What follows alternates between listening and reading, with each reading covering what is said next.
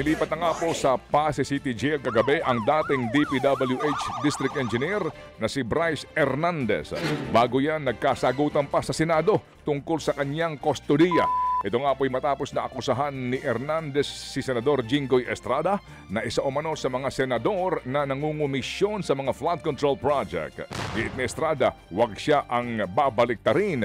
Matapos po ang privilege speech ni Senator Jinggoy kahapon, pinagdepetihan po naman sa plenaryo kung dapat bang ibalik sa pasilidad ng Senado si Hernandez. Pagkatapos po kasi ng hearing sa Kamara noong Martes ay nagkasundo ang pamunuan ng Senado at ni House Speaker Martin Romualdez na sa PMP Custodial Center daw dalhin muna si Hernandez. Pero gusto po ng minorya sa Senado na ibalik si Hernandez sa kustodiya po ng Senado. Nanindigan din po si Soto na nanatili sa Senado ang kustodiya po ni Hernandez kahit na hindi siya doon nakadetain. Ibig sabihin daw, anumang oras na gustuhong ipatawag ng Senado ay obligado siyang dumalo. Nakasama nga po sa pagbubulgar umano ni Hernandez ang mga pangalan po ni Senator Jinggoy Estrada at maging ni Senador Joel Villanueva na parehong tumatanggi sa sinasabing pagtanggap umano ng 30% na suhol mula sa mga proyekto ng DPWH sa Bulacan. Hindi naman magbibitiw bilang House Speaker si Congressman Martin Romualdez sa kabila po yan ng mga balitang magkakaroon ng regodon sa liderato sa Kamara. Ayon kay dating Surigao del Norte Representative at Quadcom Chairman Ace Barbers, nagkapagsalita na ngayon ni Romualdez, walang planong mag-resign ang House Speaker. Ang paliwanag po ni Barbers, bakit magbibitiw si Romualdez kung higit 70% naman daw ng mga kongresista ang sumusuporta sa kanya. Nauna nang sinabi ng nagbitiw na National Unity Party member na si Cavite 4th District Representative Kiko Barzaga na dapat ding maimbestigahan si Romualdez sa pagkakadawit nito sa flood control projects. Samantala po naman, pagpapaliwanagan daw po ng COMELEC si Senador Chis Escudero sa 30 million pesos na campaign donation noong 2022 mula kay Lawrence Lubiano, ang chairman ng Central Waste Construction and Development Corporation na kabilang po sa top 15 flood control contractors ng pamahalaan. At ayon po sa COMELEC, maglalabas sila ng show cause order kay Lubiano para magpaliwanag kung bakit hindi siya dapat sampahan ng kasong election offense ng COMELEC. Oras na sumagot daw si Lubiano ay tsaka naman daw papasagutin si Escudero.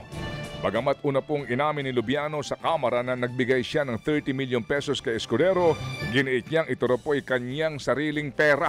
Pero ayon po sa COMELEC, hindi porket private capacity o sariling bulsa o mano ay otomatikong legal na ang donasyon. Sa kanya po namang pahayag, sinabi po ni Escudero na siya ay susunod sa anumang pong kautusan para mapatunayan daw na siya ay walang nilalabag na batas. Samantala, hindi pinirmahan ni Senate President Tito Soto ang sulat ni Senator Rodante Marcoleta na humihiling po sa Department of Justice o DOJ na ilagay sa Witness Protection Program sina Sara at Curly Diskaya.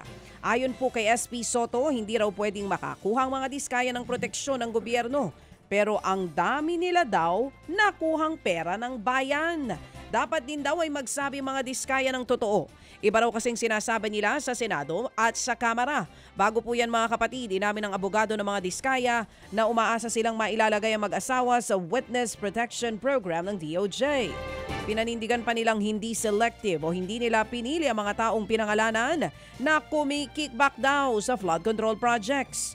Gayunpaman, nakahanda raw ang kanilang mga ebidensya, kabilang ang ledger, mga contact number at text messages ng mga kumukuha daw sa kanila ng SOP o kickback.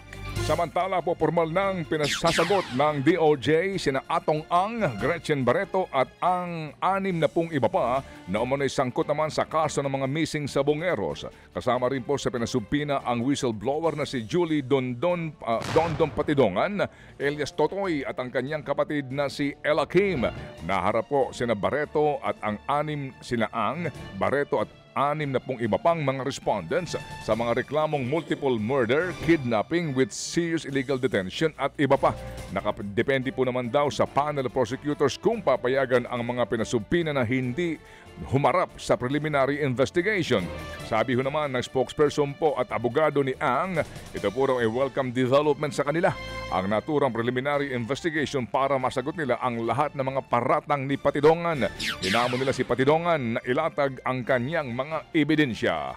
Mga kapatid, brothers and sisters, saan ka pa? Dito na tayo sa totoo.